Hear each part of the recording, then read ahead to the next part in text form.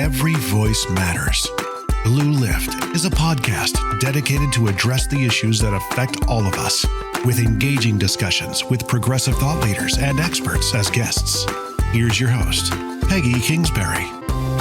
Welcome back to Blue Lift, everybody. Really glad to have you spend some time with us today. I hope everybody's been having a good week and everybody's been taking care of themselves physically and mentally.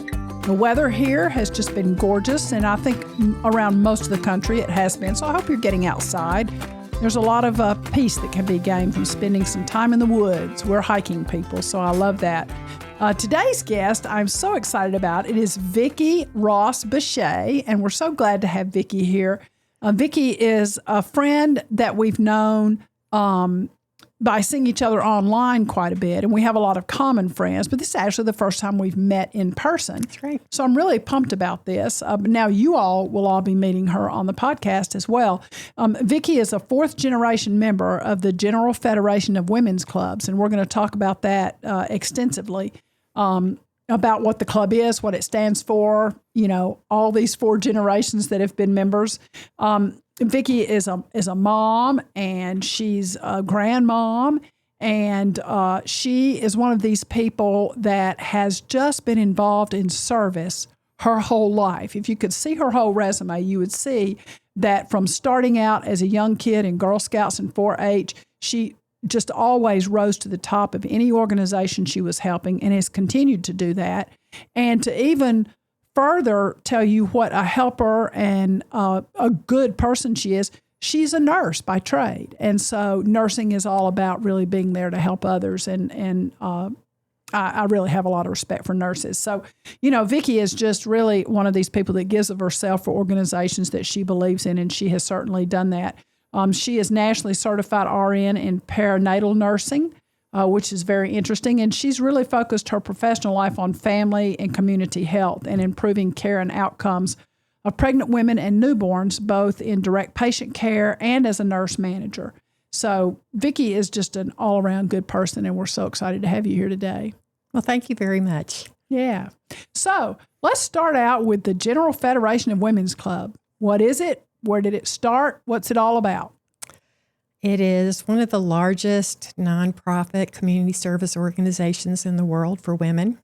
We got started in 1890 when a lady journalist in New York City who had a byline and had been working for a major newspaper for quite a long time wanted to hear Charles Dickens speak at the New York Press Club. But because she was a woman, she was turned away. Uh-huh. And she thought, this is not a good thing. What can we do to try to fix this issue? And so this happened in 1868, and she got friends together, and they formed a club called the Cirrhosis Club, which ended up being the parent organization for the Federation. And so they met and started getting involved with the New York City activities, like, you know, after the Shirtwaist Fire, Triangle Fire, and things like that. You know, they were really starting to look for opportunities to help there. And then they got the idea to organize a club, more clubs throughout the country. So in 1889, she proposed that existing independent women's clubs from what was then the United States all get together in New York to talk about possibly joining together with strength in numbers. Huh. And somehow, without social media, email, anything, I guess, other than telegrams and newspapers, women from all over the existing United States traveled to New York City. Which was not easy at the time. It was not. Travel was hard. Yep. I'm trying to remember how many it was. It was 61 women's clubs represented. And so there would obviously be 2 or 3 women in each club at least that were there to represent their club and everything. So they decided, yes, there would be more strength in numbers and that they could be unified to work on community service. And that's actually our tagline is unity and diversity, which I'm very proud of. And so we had a vote, and they voted to form a permanent organization. And it was adopted in 1890 and chartered by the U.S. Congress in 1901. How about that? That's interesting. Wow, what a long history. Mm-hmm. And this is very, I went to something last night where Melinda Fritz Gates was rolling out her latest book, and she talked a lot about replicating things that are working well. So it sounds like that's exactly what happened there. The New York club was working well, and then it just became replicated around the United States. So that's really cool. Now, tell me about these 4 generations of Bechet women, or I guess not Bechet women, Ross women. Yes. Yeah. My great-grandmother was a member of one of the charter clubs that was in Massachusetts, Springfield, Massachusetts. I'm just the tiniest bit nervous. And you shouldn't be. Springfield, Massachusetts, home of Dr. Zeus and basketball. From wow. Yeah. Yes. And so she was a member of that club, and I actually found a book with the history of the Springfield Women's Club that I found it on eBay. And her name is written throughout the 100-something pages of the book as being a member. Of course, she was Mrs. Arthur Adams. She wasn't her name, but that's what How they about did. that? So, and then her daughter, my grandmother, was a member of the Tuckahoe Women's Club in Richmond, Virginia, which was also GFWC. My mother was a member of the New Johnsonville Women's Club in New Johnsonville, Tennessee. And then I joined my first club in Dixon. How about that? Wow. Now, when you were growing up, Vicki, did you see your mother and maybe your dad as well as an example of people who served their community in ways other than just what their profession was? Absolutely. My mother was a GFWC club woman locally and on the state level. She had an office. She was a Red Cross worker who specialized in water safety, and she also worked with the disaster relief. And when the Waverly disaster, the train explosion happened, she was on the ground trying to work with that. Numerous other stuff. City council is one of the things I think I'm the most proud of for her. My father. So she served on the city council in New Johnsonville. Yeah, it's one of those towns that has one street light. But yeah, my father, Army Reserve, his whole entire adult life. Lions Club, his whole entire adult life. Boy Scouts until he passed away. He got the highest honor as a civilian person through the Boy Scouts. They both told us what it was like to give back. How cool is that? And now you've done that for your own family. Mm-hmm. Wow. Are your children doing service yet? They are in service having and raising children at this point. They are. Yes, That's definitely a service. My son travels a lot for work, so his dad was is still a Rotary member, so he knew what that was like, of course, too. I don't know that he's ready for that yet because his kids are 2 and 10. So they've got their hands full. My daughter, single mother, extraordinarily busy with her career. She thinks about it someday, Mom, but not now. Yeah, but they will. Oh, I They hope will. so. Yeah. They've seen the example. I'm a Rotarian and have been a Rotarian for a very long time, so I understand service. So you do the 4 rights and all that stuff? Yeah. Or 5 or whatever. Yeah. Yeah. So GFWC is a big organization. Do you know how many members there are? Over 60,000. Oh, wow. That's a lot. Mm-hmm. How many in Tennessee? Ooh, I should know that answer. I'm thinking between 3,000 and 4,000. Okay. Yeah. And the biggest club, I guess, is in Nashville. Actually, one of the biggest, most of the bigger clubs are in East Tennessee now. The Osley Circle is probably the largest club, and they're actually another charter club from GFWC. And they have a huge membership and actually own their own clubhouse. It's right there on Kingston Pike near school, UT. And then there's a few other larger ones, but we range from like 12 members up to over 100. So it's how about that? Very diverse. Yeah. So when we talk about what the club does and the work that's being done, what are the major projects that the club, for like Rotary, I know, for example, is the eradication of polio, which almost happened. And now we've got some issues with trusting vaccines. And so who knows what may happen. But, so how about the Women's Club? We have 7 different focus areas that we encourage club members to think about doing something with. We have a signature program that's domestic and sexual violence awareness and prevention, and every club throughout the Federation is encouraged to do something with that subject. Our other signature project is Advocates for Children, which is near and dear to most women's hearts, of course. Yes. And then our other community service programs are arts and culture, civic engagement and outreach, education and libraries, environment, and health and wellness. So All good things. So with all of that, there's something out there that any club can do. They can find something in their community that falls under that. And something every member can plug into as well. Absolutely. Now, you shared with me that the club, the overarching club, has been involved in some legislation and some legislative pushes. Let's talk about those. Yeah. From the very beginning, those women just really started working toward fixing some of the ills that they identified in our country. They were instrumental in getting the first Safe Food and Drug Act passed. They were highly influential in the passing of the first child labor laws. Oh, wow. Very important. Very important. Which now we're seeing erode, sadly. But yes, potentially. That's true.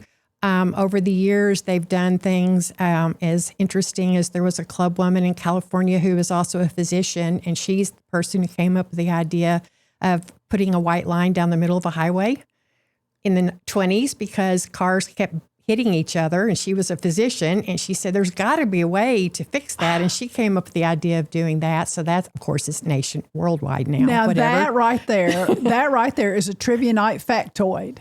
I'm ready to go. I got that one. I got that one filed away in the back of my head. There you go. It was, and I could probably even tell you the name of her if I anyway. That's fantastic. But juvenile court law, we were the model. Our law that the Chicago Women's Club started was the first ever to be passed in the United States, and it was a model for all subsequent juvenile court laws, many of which passed. And Julia Lathrop is very famous, and she led that effort and was appointed by President Taft because of that to head the Children's Bureau in 1912.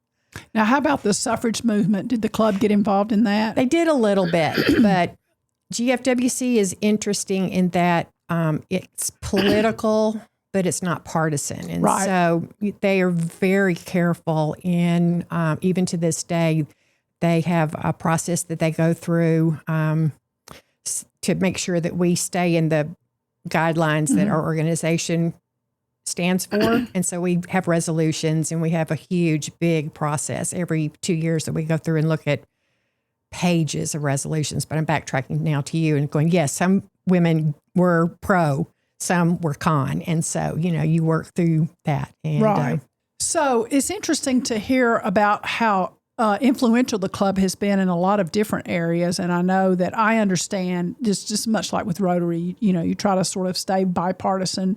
But the things that you gave us that the club works on, I mean, surely everybody would agree with all of those things. Well, let's talk about some of your famous members. So Eleanor Roosevelt, for example. Hugely famous, obviously. She was a staunch member of GFWC. She belonged to a club in New York City when they lived there. And then she also belonged to a club in Washington, D.C. And she actually was the person who helped us find our headquarters. Because we have a national charter, we are required to have a brick and mortar's location in Washington. And I think they lived nearby. And so when the mansion at 1734 N Street Northwest on DuPont Circle in D.C. was up for sale, she notified the people immediately in leadership, and they were able to get the money together to buy that building. And is that still the headquarters? It is still the headquarters, and we now own the buildings on either side. Wow. So the headquarters is in the center. They bought the house to the right, if you're standing and facing, has been converted primarily to hoteling space because our officers live they're from all over the country. And when they have to come together for committee meetings and things like that, it's nice to have that there. And then the other side, if you're facing the headquarters, is the Women's History and Resource Center, which is a phenomenal library of sorts that has information about women's history, women's club histories that have been submitted to them, our activities that we've done. It's like 4.5 or 5 stories full of amazing historical references, and people go there and get information to get their masters and things like that. It's just interesting, very interesting to go see. How about that? Well, that's something that I did not know.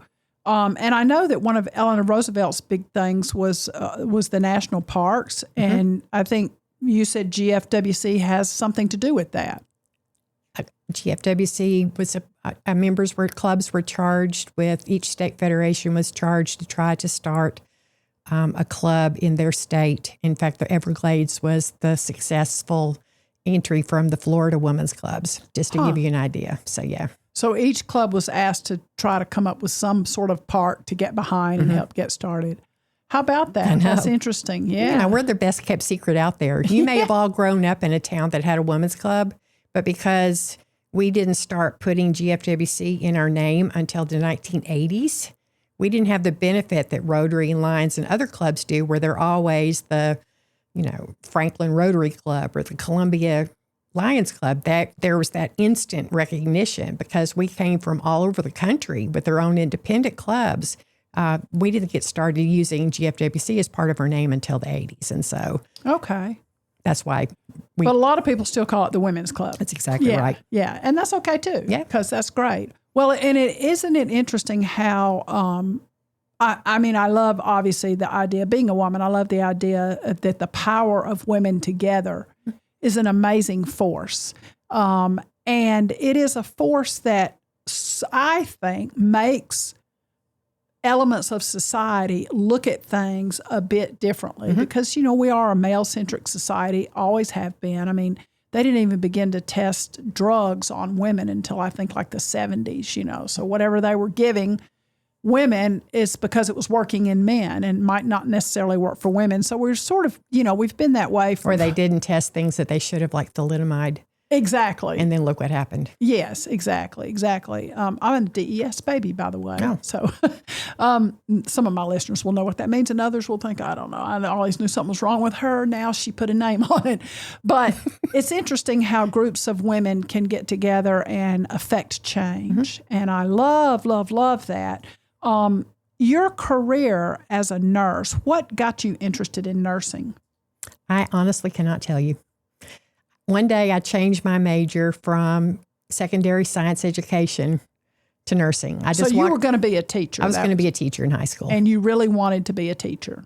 That was always my thought process. But one day, literally, I was going past the nursing building at UT Knoxville, and I just walked in the door and said, what do I have to do to change? And there's no definitive, people ask me that all the time. There was no definitive thing other than something told me to turn right and go up the steps. How about that? And did you have to decide at that point what area of nursing you wanted to specialize in? No, you have to take classes in everything. And when did you decide that you would work with babies, I guess, and pregnant women? During that rotation when I was working in labor delivery nursery. I fell in love with it. Oh, so that really sparked your interest. I mean, I knew I was not going to do psych. Yeah. And, everybody, the neat thing about nursing is there's something for everybody because you can find so many different niches. Any nurses in your family? In my husband's family, 2 out of 3 sisters are nurses. In my immediate family, no. So you just got the feeling and made that turn and went in that building. How about that? And I've never regretted it. That's it. Yeah, that's interesting. That's interesting. And did you finish up your education at UT or you went? I did. Okay. What about nursing has changed over the years? You've been in it a long time. Yeah. Things have improved for the better in many ways.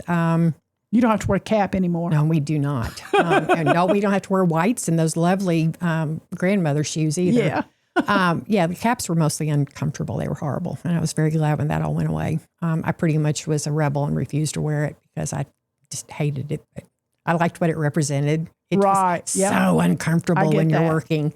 I think the autonomy that nurses have started to have as a progression, rather it being a patriarchal society where the doctors tell the nurses what to do, whereas now we're the ones that have so much power because we're at the bedside all the time, so we can call the doctor now and say, I need you now, and they will come, instead of just having them come through and do their rounds and then they're off again, that kind of thing. So we have so much more of a professional representation now than literally almost being like a more handmaiden. Yeah. Oh, that's interesting. Yeah. And I mean, it's true. I'm of a generation where I remember early on that nurses, kind of dealt with bedpans and kind of helped bathe you and that kind of stuff. And now certainly the profession and then the educational changes that have come about. You can have nurse practitioners. Oh, advanced practice nurses. Yes. I mean, absolutely. That was, I don't know if you lived here. Have you already always lived here? No, Okay. moved here in 2000. Okay. Well, in Nashville, in Tennessee, there was a big fight before that, actually, trying to get nurse midwives to be able to take care of pregnant women and deliver their babies. And there was a massive political uproar between the physicians who, frankly, I think felt threatened. Well, yeah, the physicians lobby. And then the nurses who felt strongly that they were capable, more than capable, of taking care of a low-risk woman and maybe, frankly, demedicalizing the process a little bit. Right. Because, you know, of course, this is my forte, but I mean, you know, we've medicalized delivery for years, making it, frankly, more convenient for doctors to deliver the babies than what might be better for the mother. And so they finally ended up getting 2 physicians, if I remember correctly, to sign on saying, I will be their backup person and support these nurses. Oh, if you will pass this. And so it actually made national news, but yeah. That's fantastic, though. What a wonderful change, you know. Without a doubt. Yeah. You know, one of the things that that Melinda French Gates spoke about last night was that one of the groups that she's funding works with postnatal depression. And I've not had any children, so let's get that right out there. So I don't really have a lot of sense to talk about this. But she did say this, and I thought, I've never thought about that. She said that after a woman has a baby and the mother and baby go home, it's oftentimes a good 6 weeks before the mother sees a physician again. 6-week checkup. Right. Mm-hmm. And during those 6 weeks is when that postnatal depression can dig in. And so there's an organization that was started by a Vanderbilt student in her dorm room. Mm-hmm. You probably know about this. Yeah, a little bit, yeah. And it sort of gives a mentorship, kind of a phone call place for these new mothers. Mm-hmm. I love that. Well, and we miss other things too. If we send a woman home after 2 days after giving birth, and they could have postpartum hypertension that's related to pregnancy and have a stroke at home because, you know, nobody was there to ask her, are you having any problems with headaches, dizziness, you know, that kind of stuff. I mean, you know, so, you know, that's other things. People think you have a baby and you go home and you lay around for 6 weeks and you pop up and you're back to normal again. But it's a little more involved than that. Yeah. So a little different than that. Now, are you still nursing professionally? No, I stopped paying my check to the state 5 years ago, I think. It was a very strange official retirement. Yeah, that was a very strange feeling to no longer have to pay for my license. Yeah. Well, you have stayed mighty busy, though. I mean, you're involved in lots of stuff. Mm-hmm. Have you ever run for office? I've been asked many times. No. So is the answer not yet? I don't know. I'm not a young spring chicken. I mean, I've run for office in Women's Club, but not on a political type of basis. No, other than just being asked. I've applied for a couple of boards here in town to be on the Park and Recs board and a couple other things, but I've never been chosen. But yeah. Well, you received an amazing honor this last Christmas. You were chosen as the Grand Marshal for the Christmas parade for the city of Spring Hill. Is that right? Mm-hmm.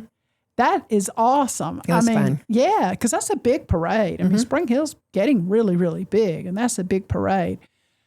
However, she laughs. I happen to know that when the city announced you being chosen as a Grand Marshal, and they did that because of all of your work in the community, just take a second here, and I want you to brag on yourself. Tell us a few things you've done for Spring Hill. Well, I started the local chapter of the Women's Club here in town. So we do all the different projects locally. We support the libraries. We used to have a huge fundraiser every year for domestic violence shelters in Williamson and Murray County, picking up trash, scholarships for kids, school children, short story and poetry contest. I mean, it just goes on and on and on. And things all that we of do. Those things you've been involved in, all of those things. And more. And that's why you were chosen to be the Grand Marshal of the parade. Yes. Yes. It's okay to brag on yourself. It's kind of hard to do. I know it is. Yeah. It's very hard. But there were some people who were not happy with you being selected. Let's just go ahead and talk about that. What was that all about, Vicki? Well, I am very, because I'm no longer representing GFWC of Tennessee as an officer, I am very vocal in social media, if you can be vocal behind a computer screen, about how I feel about the political world and the things that are happening. And so I am quite progressive.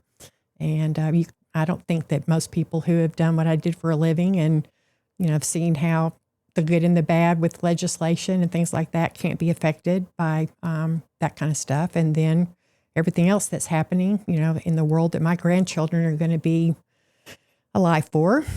I get very frustrated.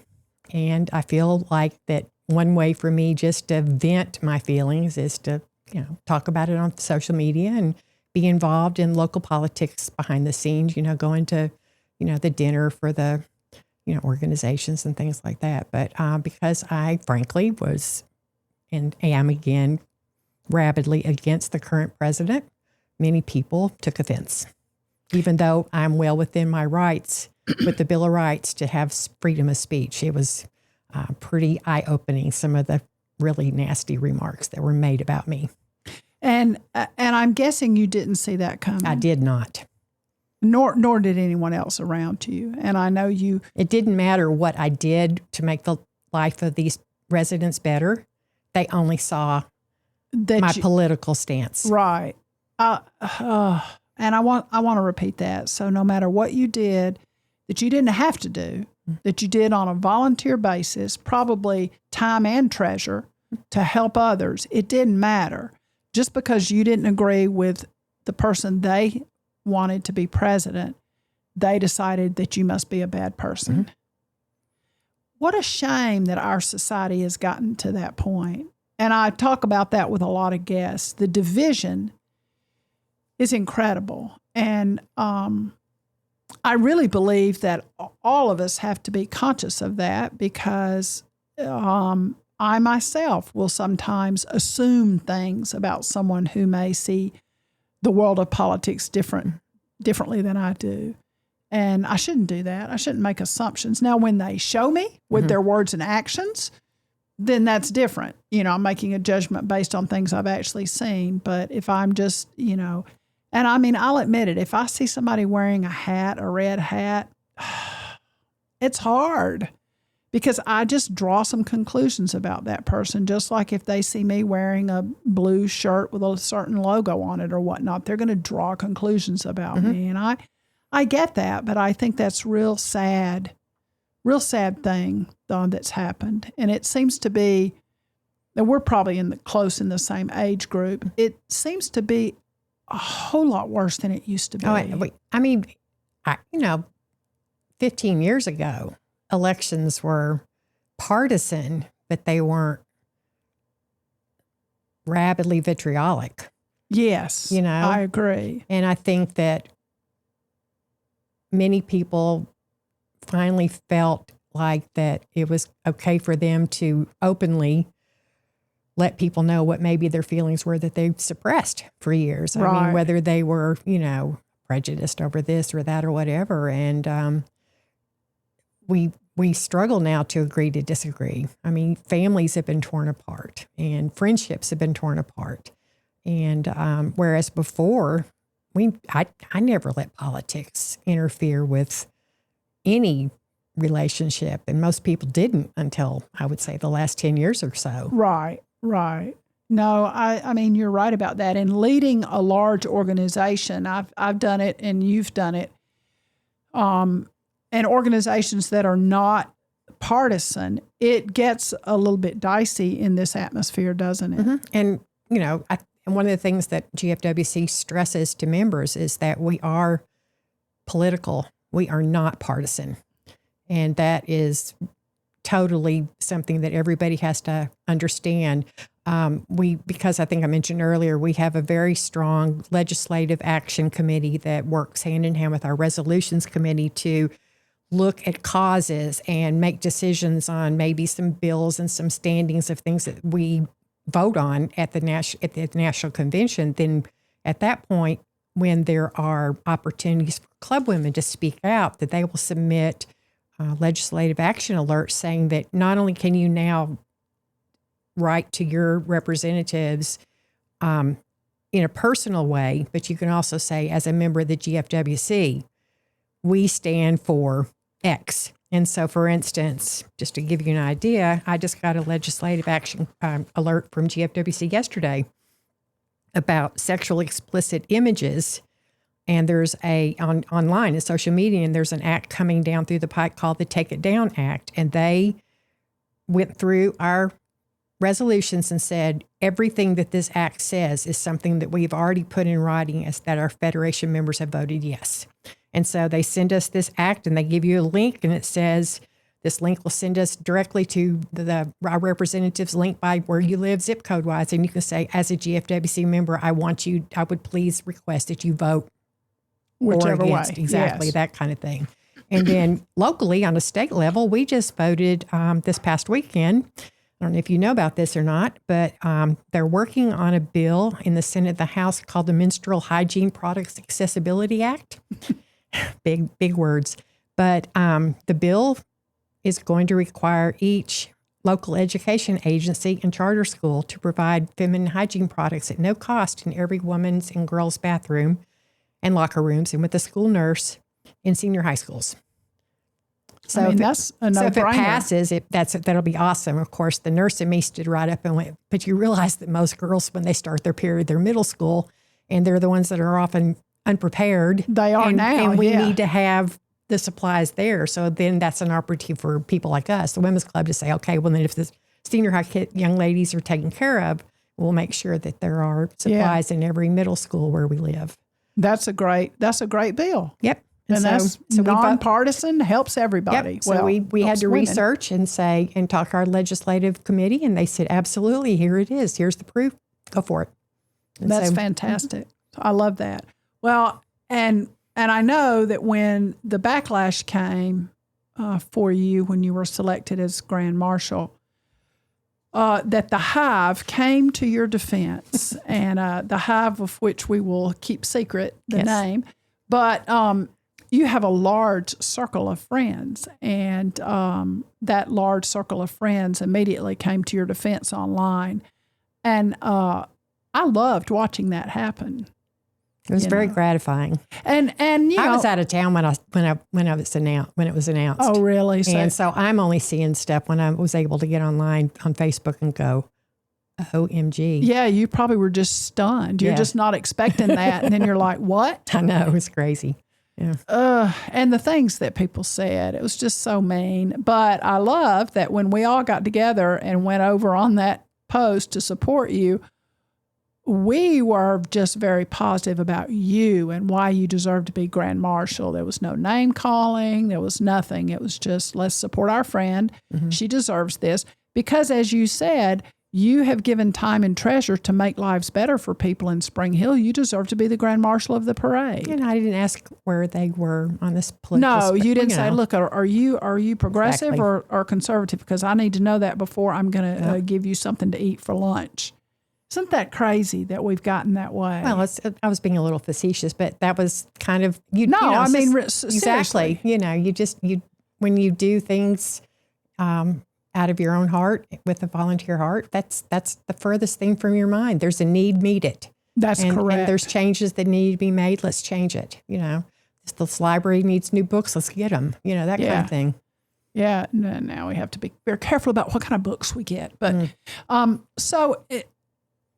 I know that Rotary membership has been stagnant, maybe a slight decline, and I know a lot of other service organizations are in that same thing. How about the women's clubs? It's the same thing. And what do you think is causing that?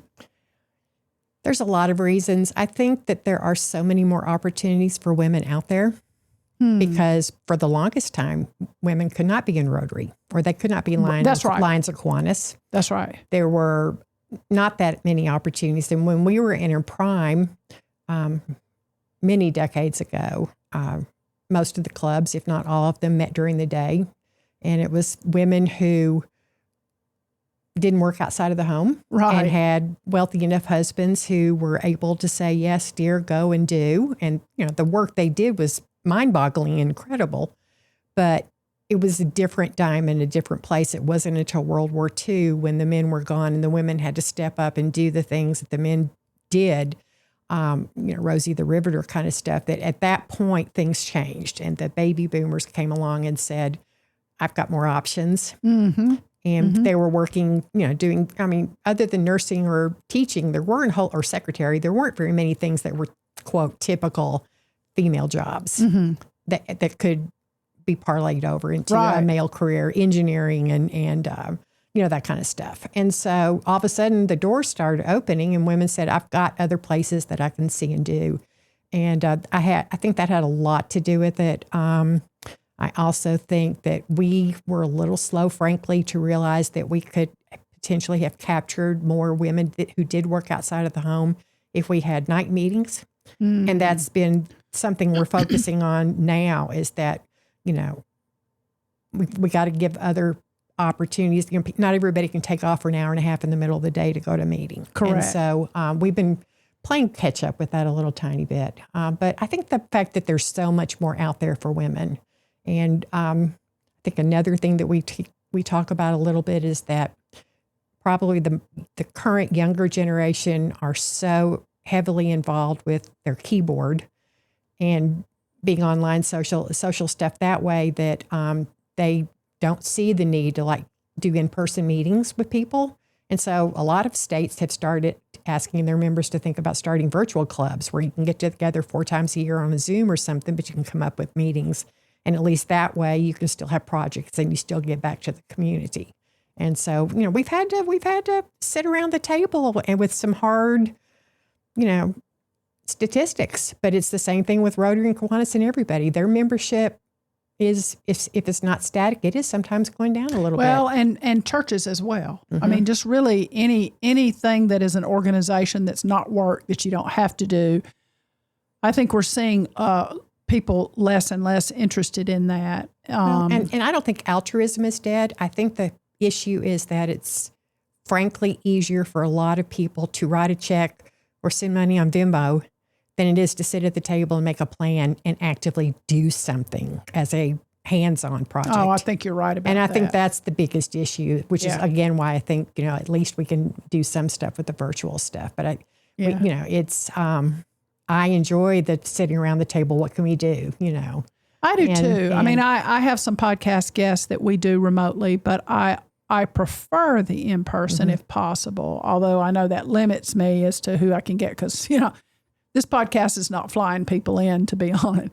But I've had people from I've had people from out of state and whatnot, and hope to have an international guest pretty soon. So we have to do some of it that way, but I prefer in person. And I know that, organizations I've been in, one of the things that we struggle with is how do we attract the younger generation? Without a doubt.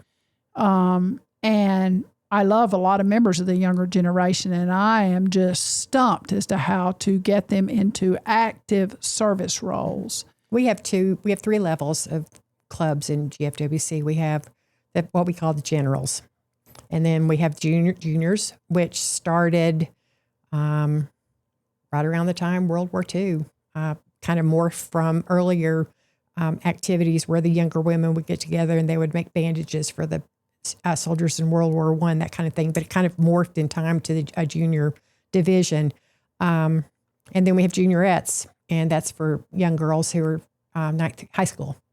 And we're working on maybe even thinking about, can we come up with a different name for those 2 levels? Because do women really want to be a junior anything? Well, that's a good point. And so, that's a good point. And that's always hard because once things are established, then it's really hard to make that change because, again, all the clubs that were junior women's clubs would be asked possibly to change their name, that kind of thing. Right. So yeah, it's a dilemma and it's a challenge that we've continued to work on probably for 15, 20 years. So the next question, I don't know why I want to ask it, but I'm going to ask it anyway. Do you all accept members who are transgender women? Anybody who wants to come to be a volunteer is allowed to come to our organization. How about that? Yeah. I mean, our motto is unity and diversity. How can we not let anybody who wants to participate in volunteer community service not be able to do it? And we have people, we have trans women, we have LGBTQ women that are in the organization, many of which serve on a national basis. There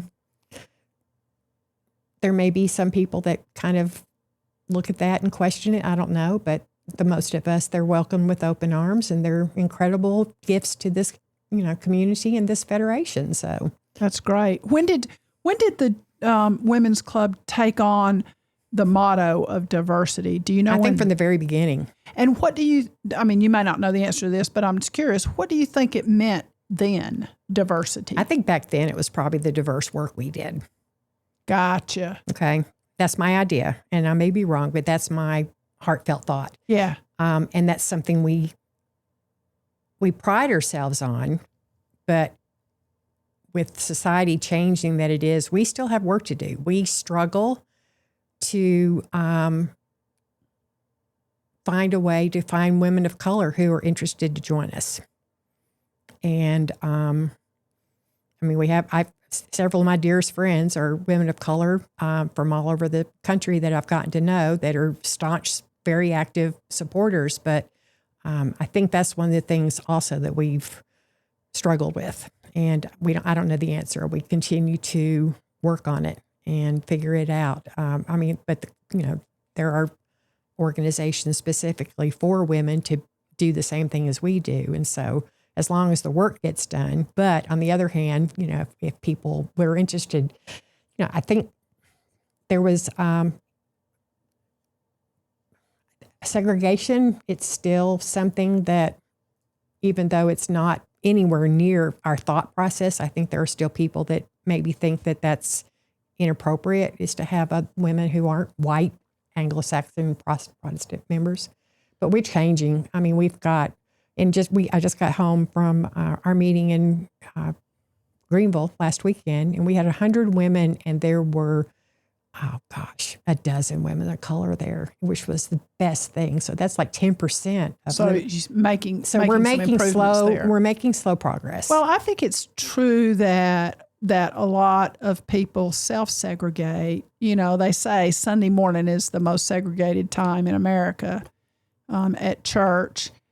And I don't know, I'm not smart enough to really speak as to why that is and why social clubs in general have that problem, because I do think it's a problem. But I also have lovely, wonderful friends of color who are, very active with their sororities, for example, and do amazingly good things. And so, like you said, a good way to look at that is, hey, as long as all the good work is getting done, and it's not like, there's a rule that, no, you can't be in this organization. But I think we have to respect the fact that people feel comfortable when they're with folks who are sort of more like them. Mm-hmm. And, I wish that would change, but I may not live long enough to see that, happen. I mean, you and I are of a generation where, the schools were integrated when I was in the 5th grade. Mm-hmm. And only by force in the town I lived in Georgia. We were one of the last holdouts. Our movie, one and only movie theater, the people of color had to go upstairs in the balcony to watch the movie. Yeah, and I remember in elementary school when that happened, and then we would go into the lunchroom and you would see the black children sitting together. Mm-hmm. And I wasn't obviously old enough nor wise enough to understand that, but I did think, but that's kind of silly. Why can't we all just have lunch together? Mm-hmm. Well, we could have, but we chose not to. So yeah, I don't know. But you and I both grew up in the South too, and I think we did both grow up in the South. I think that has a lot to do with it. I think the thing that made me one of the happiest things that ever happened was one day my daughter had a slumber party. And out of the 12 girls that I was trying not to step on, moving back and forth through the den to get somewhere, 2 of them were black. And that was, to me, that was like the most wonderful feeling to realize it's like, I could not have done that as a little girl. Right. You know. No, nor could I. So that was just heartwarming. Yeah. I sometimes. And they're still dear friends. You know, so. I think the generations beneath us don't understand how that really was. And so when my friends of color talk about the discrimination, you know, you and I, our generation, we can understand it a little bit more because we actually saw it. You know, I remember when our schools did integrate and we had a scout troop, and I was the kid who just didn't, in a good way, did not really read a lot of social cues very quickly. I just thought, well, Stephanie's nice. I want her to come and be in scouts. And so I just brought her with me one afternoon after school because where the scout place was, we walked, you know, and she would see our little uniforms because she could wear them to school on Scout Day. And I said, come with me. And she did. And that was the last time she was there because I was told, what have you done? What are you doing, Peggy? You can't bring her here. And I'm like, well, why not? You know? So there was a real innocence there, you know, and I remember that. And it's a painful time when I think about that. Oh, those reminiscences, you're right. It can be very, you know, if we had only known. It's painful, and it's painful to think in the ways that we may have participated in that and may still be in some ways, you know. I mean, when you know better, you do better. Exactly. Right? And I think there's always got to be some forward motion there. Trying to be an ally is hard work. And I've made a lot of missteps and I've been corrected some. Me too. Absolutely. But I still keep on trying, you know. Well, it's interesting that the Women's Club has been around as long as it has. And wow, the things that the early clubs did and worked on are things that we just sort of take for granted now. Yeah, we started 75%. Women's clubs are credited with starting 75% of all the libraries in the country. That is amazing. And libraries, I had a guest on very early on in the podcast who has done some work with rural libraries, their association. She's actually been chair of it. And we talked about how libraries have changed over the years and what they've become to communities. Whereas, you know, when I was younger, you went to the library to check out a book and the lady would shush you and tell you to be quiet and show you how to use the card catalog, you know. But Dewey Decimal System. Yes. But now they're real places for the community to Absolutely. do all sorts of things and very necessary. Very Critical. Yes, critical to many, particularly small communities, very critical. Some of the rural libraries in Tennessee have STEM clubs, and they do, what's the printer thing that, the makers or something. Yeah, there's the something. 3D printing, Coding and that all kind of of stuff, that, yeah. and they do coding, and they have knitting clubs, and just all kinds of things, Minecraft clubs, and so many ways to bring a community together and a safe place for people to be. And also many people in rural areas in Tennessee, even though they keep telling us they're getting broadband, they're getting, Wi-Fi everywhere. No, they're not. And so a lot of people still have to go to the library to use the computer. Exactly. To fill out a job application, to exactly all that kind of stuff. Governmental forms. And that's librarians are there to help them do that. So it's really, libraries have really changed. So now I know that the Women's Club was instrumental in 75% of them. They may have started in a storefront with a bookcase, but and then traveling libraries, the women's clubs in Kentucky. Now horses, even the book "Woman of Troublesome Creek." If you read that book, there's something in there about the Kentucky Federation of Women's Clubs that donated all those books. Yeah. Oh, that's neat. Yeah. I like that. Cool. I like that. Well, I tell you, I just want to end by talking a little bit about the current atmosphere and women and our rights and the things that you're seeing as a nurse and as a woman who's a leader and a volunteer and a doer. How are you feeling about things? Not as good as I want to feel. Oh, that's a good answer. I see too many things coming down the pike that are taking away things that have to do with women. I mean, the the removal of every mention of high-ranking, highly successful women in the military from their websites. You know, my dad was a full colonel. I mean, my family is very military based. Unacceptable. I can't even imagine. Unacceptable. Yeah, I cannot even imagine why someone would think that would be the right thing to do. And then, and a NASA scientist. I mean, all of them. Exactly. I mean, the first women astronauts, they're not on the website right now. So the fight to take away our autonomy, the fact that many funds and grants that are focused on women's health and children's health have been ripped away is incredibly concerning. It really is. I have a friend who was telling a story about someone she knows who has cancer and was at the doctor's office, and the doctor was talking about the budget cuts and whatnot, and he said, the drug you're on right now that's been serving you well and keeping you alive did not exist 5 years ago. Mm-hmm. So the research we're doing today is to save someone else down the line, and they're cutting funding for that. I mean, think about it. Research saved premature babies from dying when they realized that they could figure out a way to make surfactant and put it in those premature babies' lungs so that their lungs wouldn't collapse. That was research. Yeah. Oh, and exactly. And if they're taking that kind of funding away, it's somebody else is going to have to pick up the slack. All the other countries in the world who obviously continue to work on research and stuff along with us, but it doesn't make our country look really good if all of a sudden things are, frankly, in a really bad place. And it, someone in our age group, I don't feel super affected by that, but it's the lower generations that I think, oh, what are we doing? There's going to be a gap. There's going to be a gap of innovation and research and, all of those things. Yeah, it's a difficult time, and I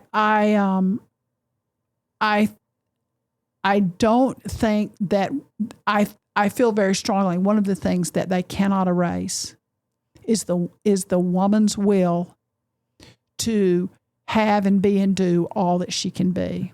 Now, we might be seeing some strengthening of holds on what women can and see and be and do, but that will to do that, is not going to change. I mean, there are many famous women throughout world history who have done amazing things. Corrie ten Boom, and I mean, just you could go on and on and on. So that our will and the will of daughters and granddaughters and great granddaughters, that's not going to change. But I do believe that there will be a limit as to what women will take.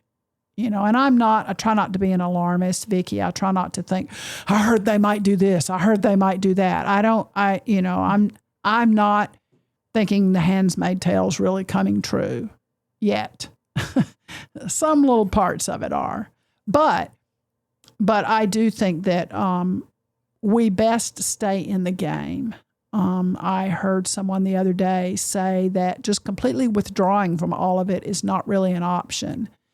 I respect the fact that some people cannot be as engaged as others. I respect the fact that some people can march. Some women can write letters. Mm-hmm. Some women can take a meal to someone else who is very active. Right. We all have different ways to serve the cause.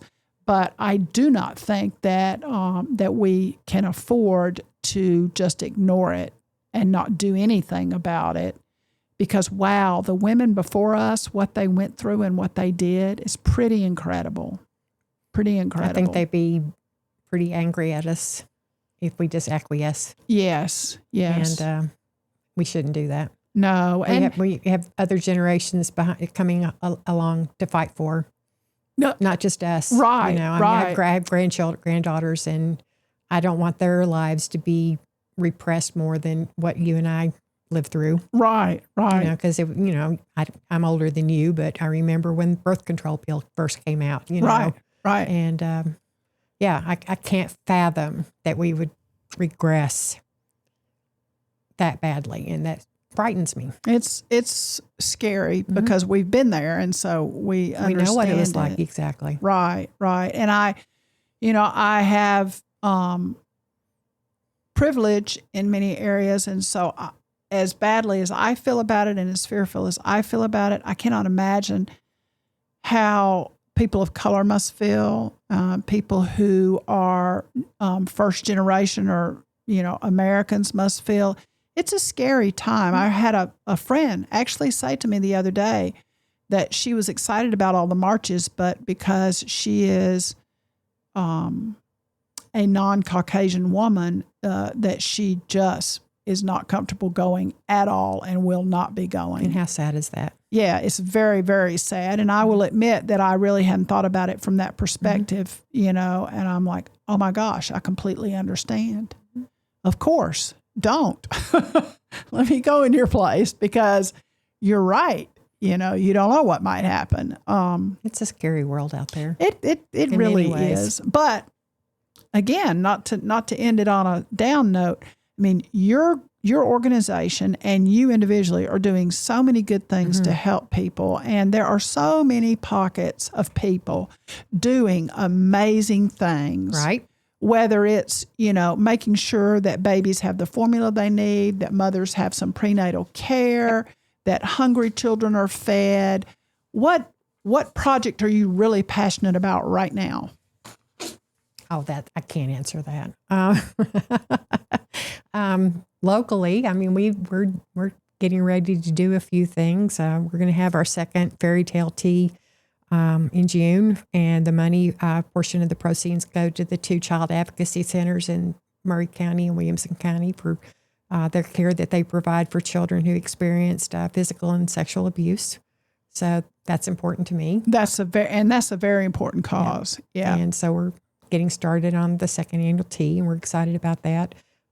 We're supporting the Spring Hill Library's 50-year anniversary, and we're going to start a thing where we're asking people to donate a book, 50 books for 50 years, and the library's given us a list of the books that they would love to have. Oh. And so we're going to spearhead that, as hopefully we'll have enough people that 50 people will buy those books. I love that. They just need $650 plus, that'll pay the books and the processing fee for the library. That. So we're doing that. I have lots of passions, I enjoy what we do. I feel very good knowing that through the efforts of 100,000 of us, whatever, throughout the country, change happens with that many people. Exactly. Yeah. And the change that happens for the one single life that's touched by something that you've done, for, let's say, the child who has suffered abuse and needs a safe place to go to, for example, be interviewed by the police or, to tell their story. Offering that changes that child's life. Exactly. And just that one child is worth all of it. Yeah. So, well, I thank you so much for what you're doing for the community and for the example of service that you're giving to your children and your grandchildren and the people around you who see that. And I love that you have this fourth generation story, and maybe it'll be fifth. I'm saying it's going to be 5. I think so. All my family, children and grandchildren came to Chicago when I got the Jenny Award. So the kids got to see that, and that was pretty cool. They were up there seeing, Granite up there getting her award and everything, and they saw you in the parade. No, they weren't able to come. They weren't the parade. able to make it. No, it was a rainy, yucky day, and did you have your queen wave down? I don't. I think I might have a little bit. That's actually hard work. It is hard work. It was a rainy night. I've been fortunate to be the Grand Marshal of a parade, and it's hard. It's smiling and all of that for a long time. Not as easy as you think. It's a great honor, and it was an appropriate honor.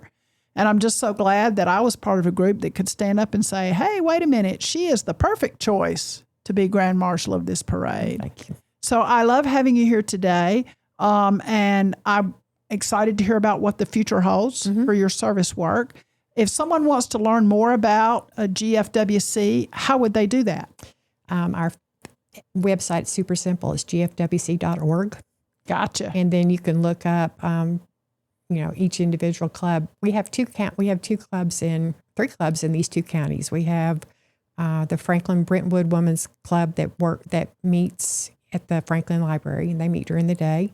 And then our club, the Spring Station Club, meets once a month at night. And then the Murray County Women's Club meets once a month at night also. And there's a Nashville Women's Club as well. There are right? several in Nashville. Yeah. There's not one. The Nashville Women's Club that's in Green Hills actually was part of the Federation, but they're no longer associated with us.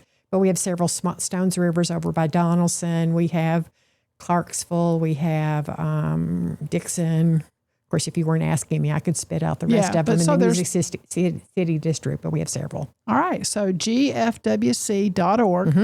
And you can find your local club. And if you're in this area, you can find Vicki Bechet. Yeah. And all of that's going to be in the show notes for us. So you can see all about that. Thank you so much for spending time with us today. Thank you for having me here to speak. Well, it's been a pleasure. And I want to thank all the listeners and ask you to come back again next time on Blue Lift. We do all kinds of different guests here on Blue Lift. There's something for everybody. And if you really are enjoying this, please like and share the episode. If you've got any guest ideas, let me know. You can email me. All that is in the show notes. And I hope everybody has a great week.